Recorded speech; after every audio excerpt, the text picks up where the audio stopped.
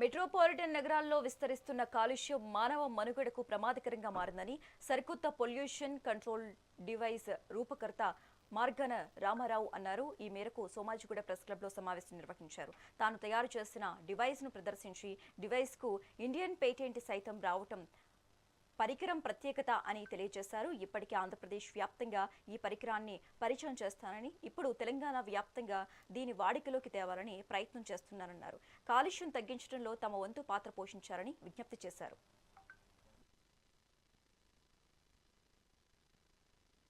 ఈ పొగలో వచ్చినటువంటి carbon content, nitrates, sulphur, ఇంకా అదర్ కంటెంట్స్ ఏటేటి ఉన్నాయో అవన్నీ కూడా ఈ డివైస్ కలెక్ట్ చేస్తుంది. ఇప్పటికి పొల్యూషన్ మీద చాలా వచ్చాయి. క్యాటిల్స్ కన్వర్టర్ అని, టర్బో చార్జర్ అని, యాడ్బుల్ వేసి BS6 అని వచ్చినాయి. కానీ అవేవి కలెక్షన్ కాదు, కొంత యాంబియంట్లోకి వెళ్ళిపోతూనే ఉంది. అది మనం స్మెల్ చేస్తున్నాం, దానివల్ల అనారోగ్యాలు ఎన్నో వస్తున్నాయి. కానీ ఇది అలా కాదు. ఇందులోకి వెళ్ళినట్టయితే ఇందులోని కెమికల్ లిక్విడ్స్ ఉంటాయి. వచ్చిన ఫోర్స్కి లోపల ఇది స్క్రబ్ అవుతుంది.